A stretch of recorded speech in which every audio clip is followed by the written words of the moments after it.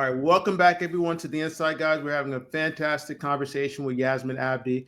Yasmin, I want to ask you a little bit about your background, your cultural heritage. You're Somali. Talk about that and how your background and your culture has influenced you in the business world, in the work that you do in your startup, and anything else you do in your personal time.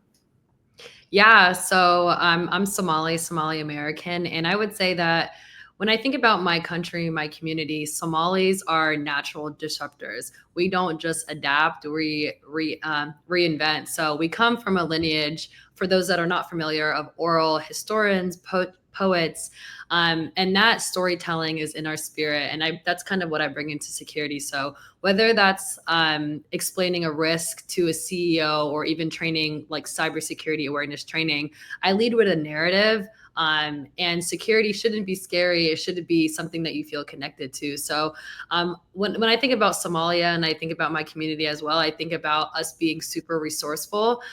We always, and I remember my mom would tell me stories growing up, we would always build with less. We would make it stretch for as long as possible. And we still made whatever that was beautiful. So in tech, I often think when people over engineer everything, they try to overcomplicate everything.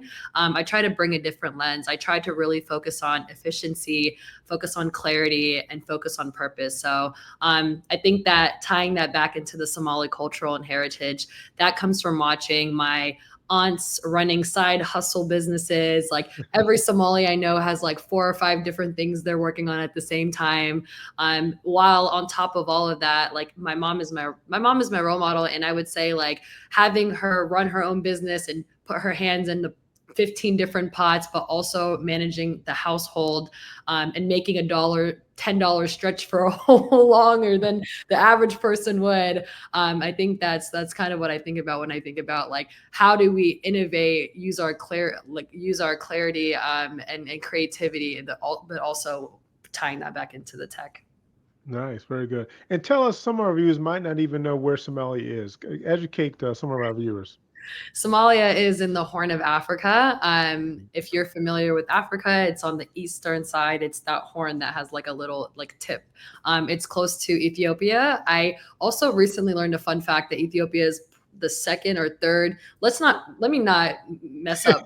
Probably the fifth biggest country in Africa, but I'll go with Oh, second because wow. I'm pretty sure Nigeria is first, but maybe. Got you. Yeah. That's Don't true. get Mole started. It Yeah. is true. It's a true.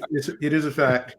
Yeah. Good. Well, appreciate that. A lot of people don't know where Somalia is, but yeah, beautiful country, and definitely you are representing for Somalia. So based on that, what do you really hope to have, or how do you hope to have an impact on Somalia girls or women, and even on a bigger question, African American women that just look like you? What kind of impact would you want to have on them?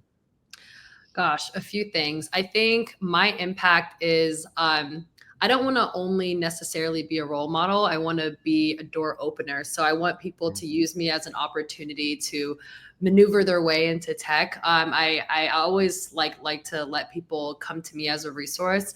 It's not oftentimes when I was like back in my early days, I would mentor and offer office hours. But again, I think now there's just so much more opportunity. So I want to open more doors for Black women, for Somali women. I think there's a great opportunity, especially with where the world in tech is going, for us to have a seat at the table. So I think if I would say anything, representation is one step, but ownership is the second step. So I pride us to start building our own, like, especially with I could talk about this for a long time, but especially with AI and the agents that are coming out and all of that stuff, ownership is important. And owning our own software, owning our own tools, building our own things is going to be the next wave. So definitely start to find your way into tech, but also think about building your own in tech as well. There's a lot of platforms that help women break into tech and cybersecurity as well. So I would pride people to take those free resources online, but also be proactive in learning about building your own software. Yeah, Gotcha. Yeah. Yasmin, I love what you said about representation because it really Yeah. ties back to why David and I started this channel. Too many people are not aware of careers in tech, whether it's working for a tech company, whether it's starting your own tech company. And if you don't see someone who you identify with, you might think it's not a good route or it's an impossible route for you. And so I appreciate everything you said about that, because it's so important. David, did you want to add anything else? No, I just to really to capitalize on that, you definitely are paving the way for a lot of people, and I like the fact you said be own your own tools, own your own development processes, apps, whatever that may be. Just really go after what you want and own those things, and then it really enables a person to do more and to drive more business and make the make a lot of their dreams come true. And that's really what we're all in this to make our dreams come true, and to really capitalize on our priorities and things that we want in life. So I really appreciate that. You said something that a while ago that was really interesting me. You said you were the only Black woman in engineering in a couple of those companies. Let's talk about that next. I really want to, help our viewers understand how you overcame that and just some of the tips you have for someone who may find themselves in that same position. Stay tuned, guys. This is the Inside Guys.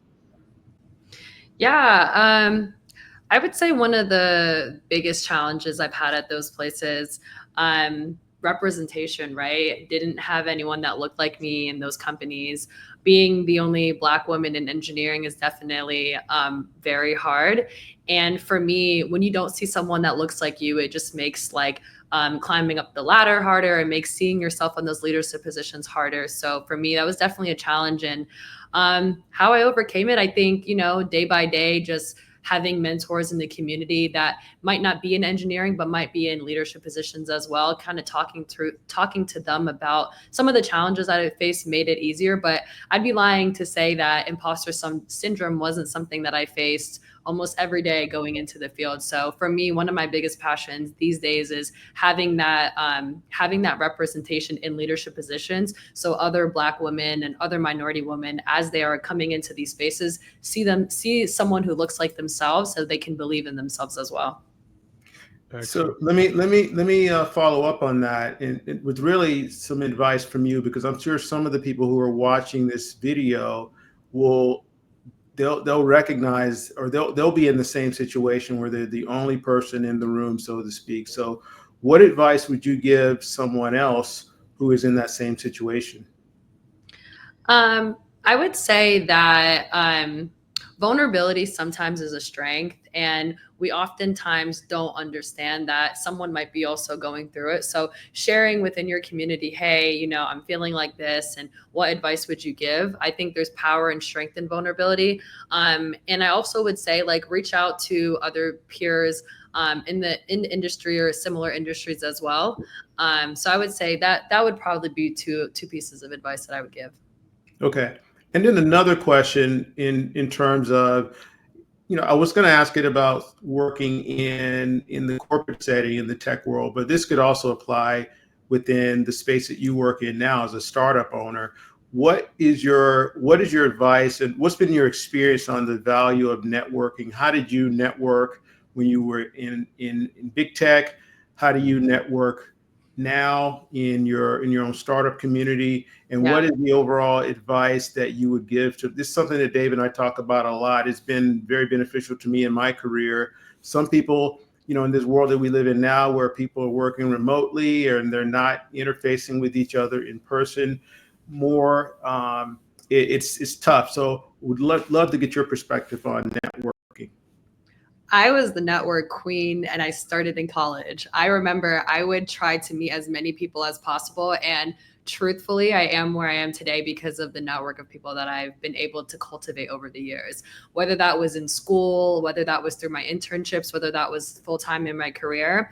I would say the best thing that I did that I've taken throughout all the different companies that I've worked in is I put 30-minute meetings on calendars of different people within the organization, senior leader executives. I was not scared. I was talking to everyone because at the end of the day, like, people, you might not see the direct immediate impact, but 3 months, 6 months down the line, hey, Yasmin, I have an opportunity for you. And that's what happened.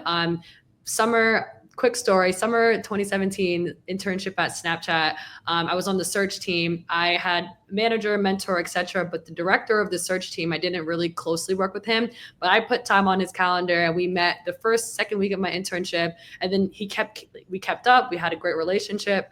Fast forward a year later, he left Snapchat. He started a startup, and he asked me to join. And that company was acquired by Coinbase for $95 million. And it was just the best Wow, experience nice. for all, like full circle moment, like putting a meeting on his calendar, just getting to know him, networking with him, having him remember me and my internship, asking me a year and a half later to join the team, and then Right. being able to work at the startup and have that startup acquired to Coinbase was just the power of networking. And I think throughout my life, a lot of the opportunities I've had, how we're even here today. I reached out on LinkedIn, and we met up, and now this is happening. I think there is so much power in networking, and for me, you don't have to be the smartest person in the room, but does that smartest person in the room know you, and do you know them, and are you guys working together, and all of that stuff. So I network as much as possible. Now I'm pretty strategic because my time is not as open as it was when I was an intern,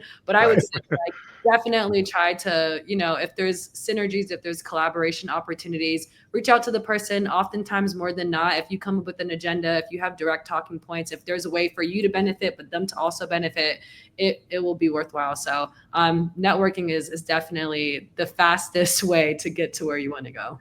Dave, I don't think I can add anything to that. No, that's perfect. And Lloyd mentioned we've had some other videos you guys can check out about just networking. And so that is really the key.